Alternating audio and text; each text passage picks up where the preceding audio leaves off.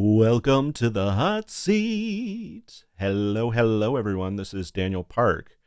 And today we have a very special first edition of the TechSmith Certification Community's public critiques. This time, Becky was brave enough to volunteer herself and her project to come under fire. And I've been through this project with a fine-tooth comb, and I can honestly say that it was a really, really wonderfully done. There are no real showstoppers here. If I were tasked with approving this, I might give a few notes, but I think I would ultimately greenlight it. So, just know I'm being nitpicky here. I have some feedback, which, Becky, you are welcome to incorporate or ignore. So I'm just going to play this first little bit right here. This is a demonstration of the Abstract Evaluator tool. If you are here, then that means you are part of the America's R&D. Okay, I'm loving the intro sequence. It's really great that you're augmenting your stuff with these animated Lottie files. So many users don't even know that that's an option.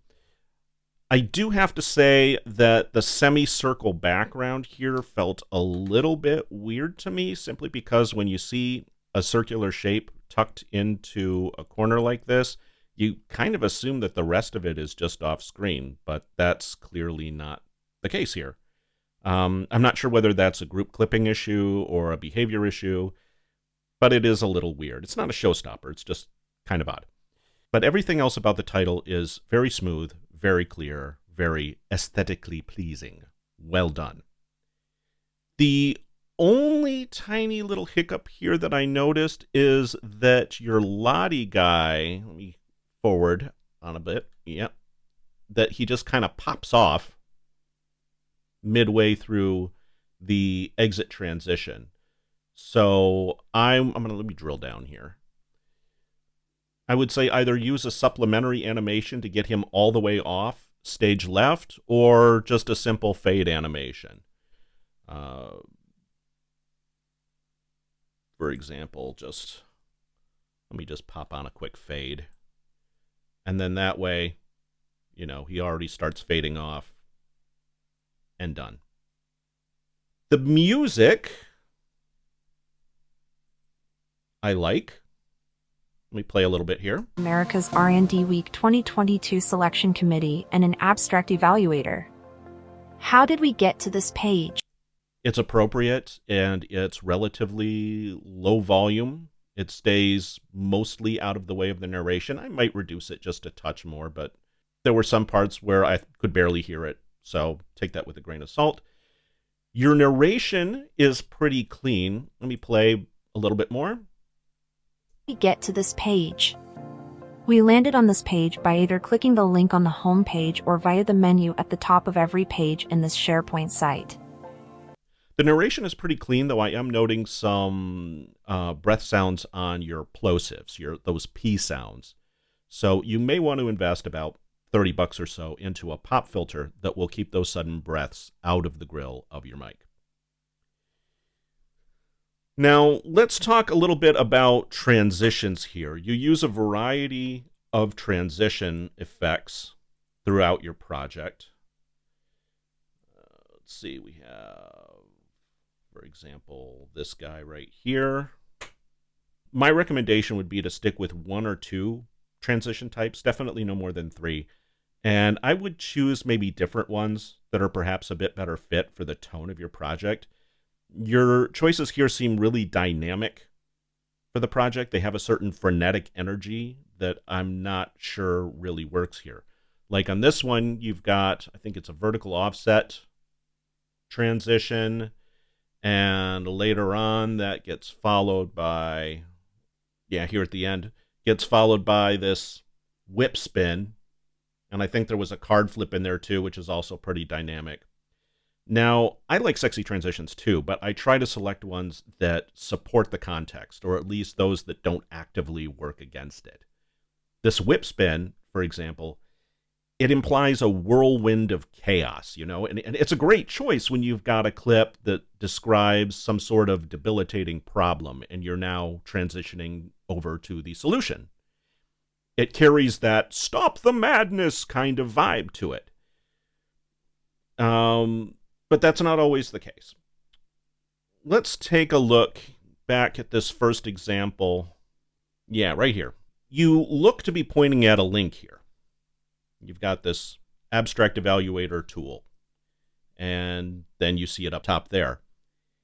And then you're transitioning to a new page where one assumes the link has already been clicked. And a dynamic transition like this one calls too much attention to itself. It's actually a little bit disorganizing. You get this sense of, whoa, what just happened and where am I now? You know, so I would go with something far subtler. In fact, if you really wanted to reinforce that you're going from point A to point B, you might have the two overlap in some capacity. For example, let me insert a new track here below, okay? I'm going to get rid of your transition here. And then I'm going to take everything before this. Luckily, we're right here at the beginning, so it's not too much hassle. And we're going to bring it down onto that other line. Zoom back in here. Now, I'm going to overshoot this a little bit. Okay? We'll slap on a fade effect,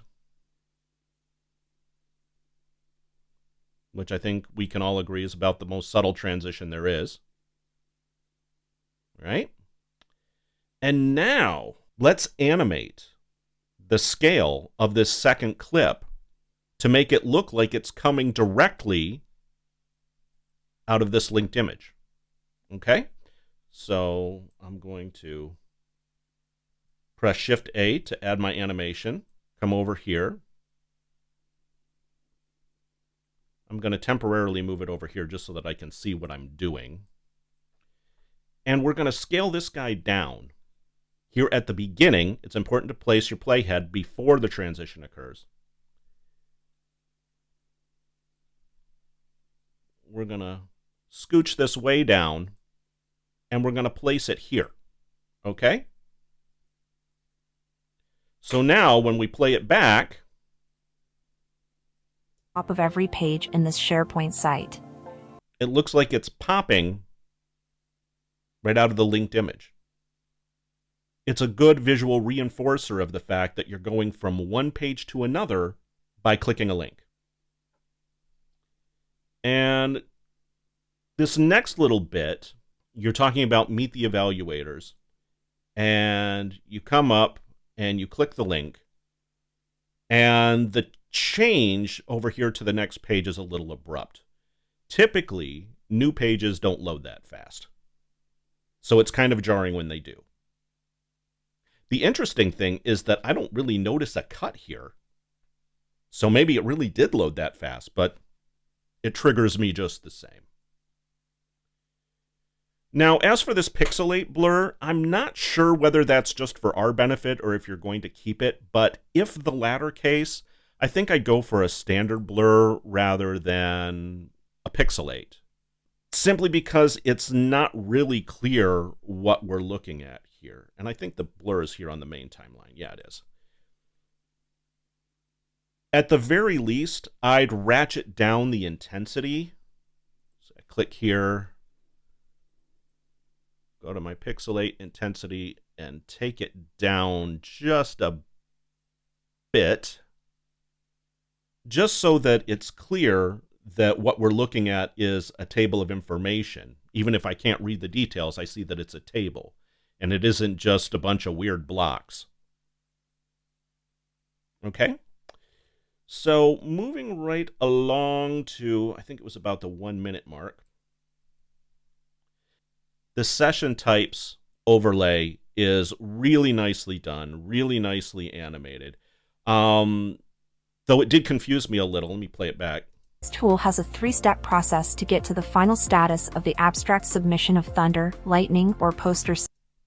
I wasn't really sure what it had to do with your narration at that particular moment. So maybe it's just a timing issue, and that putting it somewhere else would help matters a bit. Coming up next here, I love the way that you broke out the 3 individual steps. 1, 2, and 3. I do think that it would work better if it were coming up off the page instead of flying in from the heavens. Since you're offering up an enlarged version, I just think it would make more visual sense to have it lift directly off the page. So let's drill into this. There are 3 steps right here. 1 and 2 and 3. And I notice that they're animated with behaviors. So let's select these 3. And get rid of the behaviors. Okay, and we're going to get rid of this transition too. Now instead, let's add an animation effect to each one. So here on this first one, do a Shift-A to animate it. Proceed to the beginning. We're going to take the scale down to 100.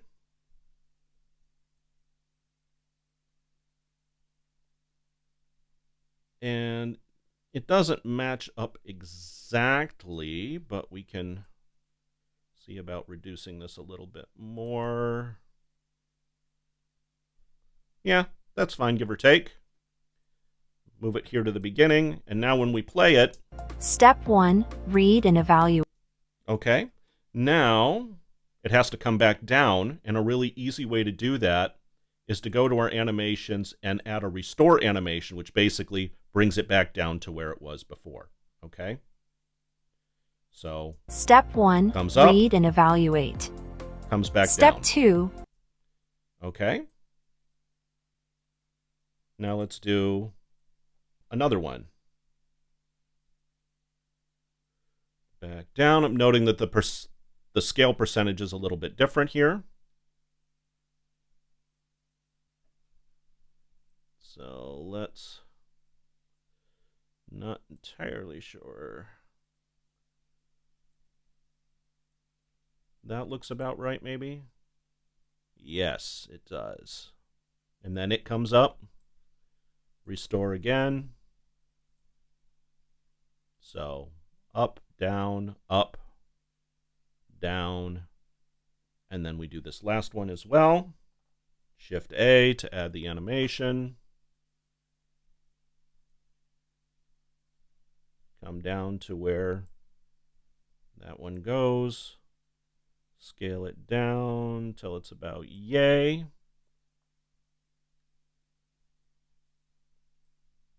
Yeah, that's much better. And then our final restore. We'll bring it back down. Okay. Actually, we might want to have it come down before it fades out.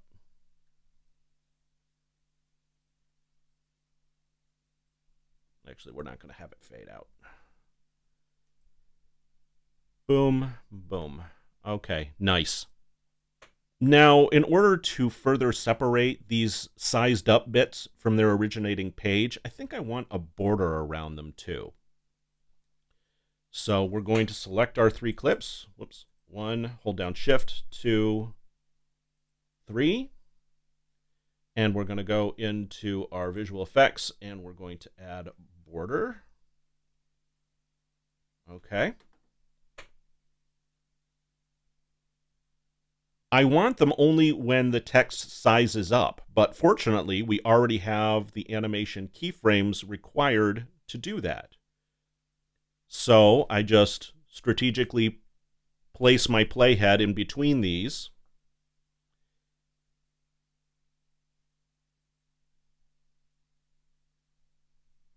Here in color, I will eyedrop this lovely purple color. And we'll set the thickness to around 7. That's perfect. Do the same here.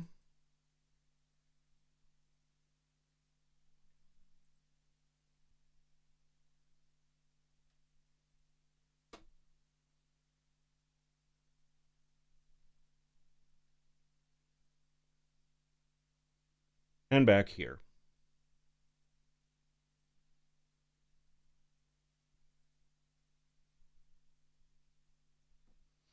Let's play back.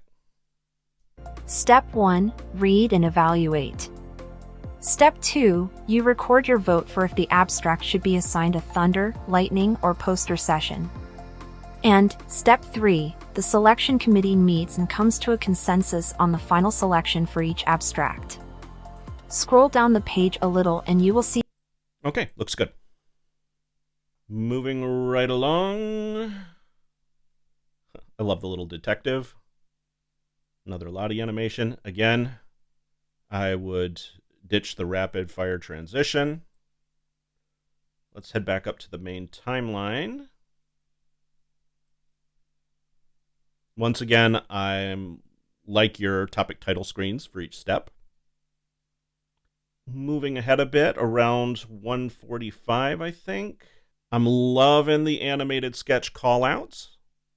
This is, in fact, one of my signature moves. I am afraid that I'm going to have to charge you a steep licensing fee for its use. I'll let you know where you can send the check.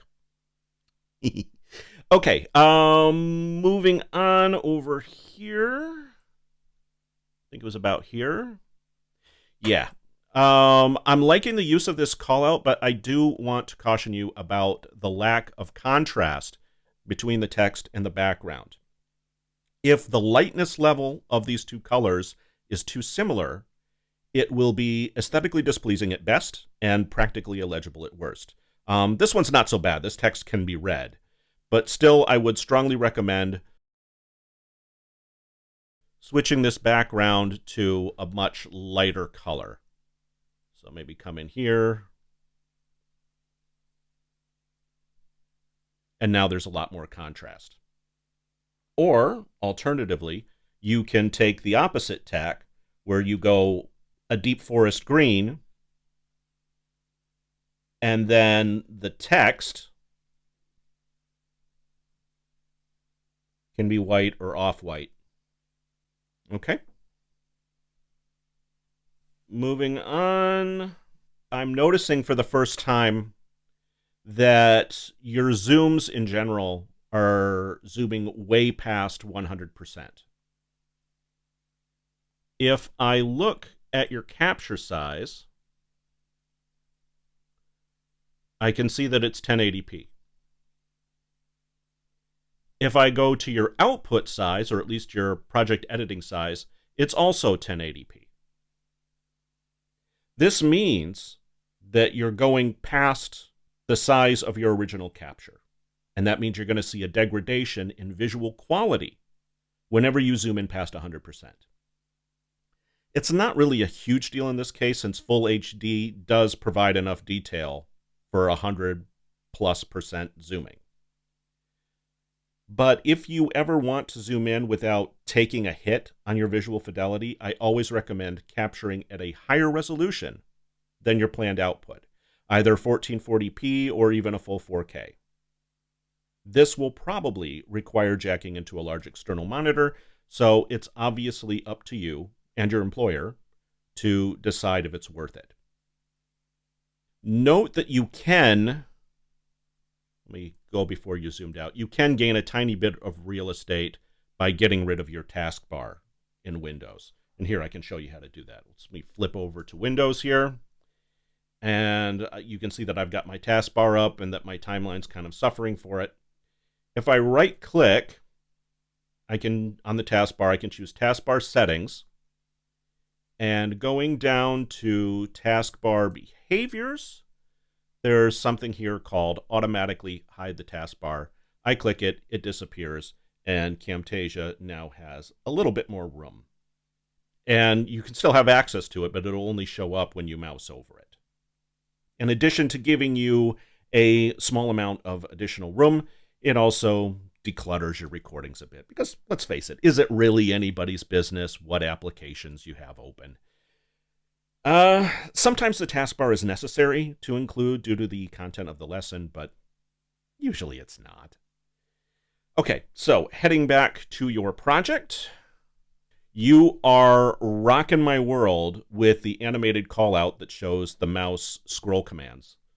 Let's play this back. Look at this. And use your mouse wheel to increase or decrease the zoom on the page. Nice. It's really clear. And it's also clear that you spent a lot of time putting it together. Becky, I'm sure you're already aware of Camtasia's built-in keyboard callouts, but I always thought that TechSmith kind of dropped the ball by making only platform-specific callouts available on their corresponding operating systems. Windows shortcuts on Camtasia Windows, Mac hotkeys on Camtasia Mac, and never the two shall meet. There are a load of cross-platform applications out there to the point that there really ought to be a common stock set in Camtasia that can do what you ultimately ended up having to do manually here. Great, great job.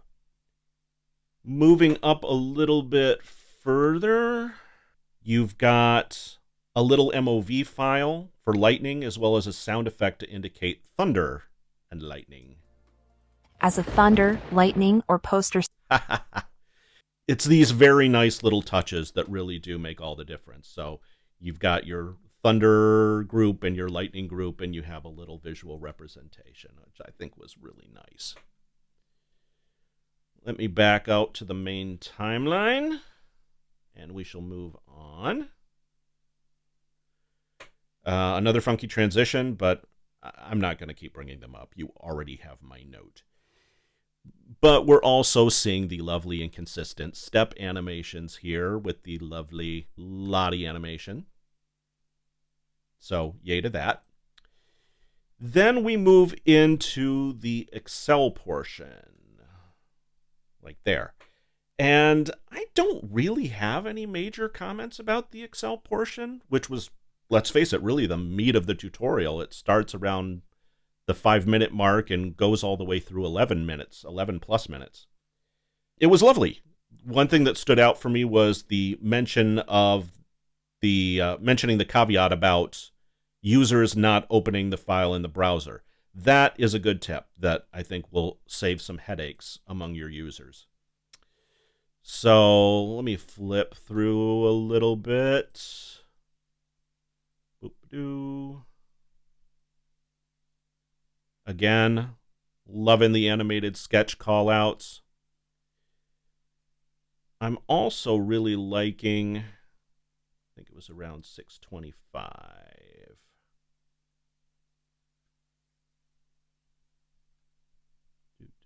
Yeah, this little call out right here.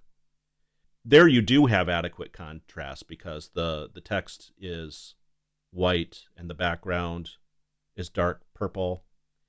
And, you know, it's a nice little animated push out. I enjoyed that quite a lot. And I think that's all the news that's fit to print on this part. Scrolling way, way ahead, almost to the end, there's a tiny detail that I wanted to mention.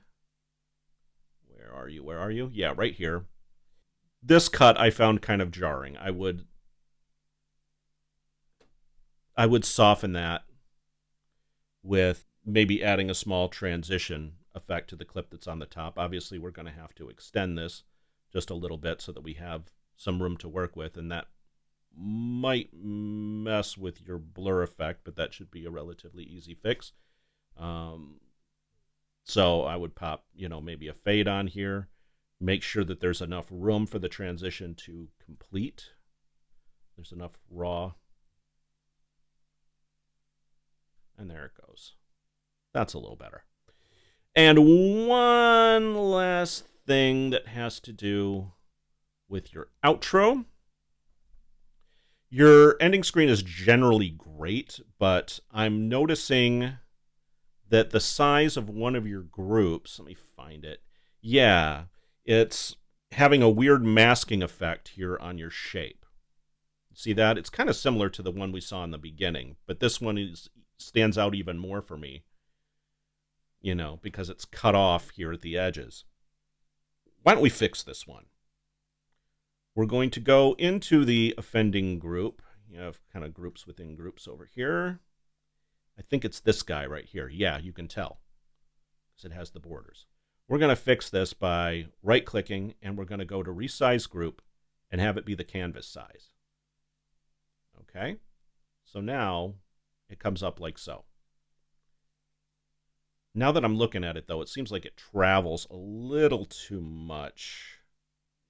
If we drill down into the group, we can see that it's governed by a behavior, but we can actually mix transitions and animations and behaviors. So let's slap a fade onto the beginning of that so that it's not at its full opacity for most of its journey. We can even extend that a little if we wanted to.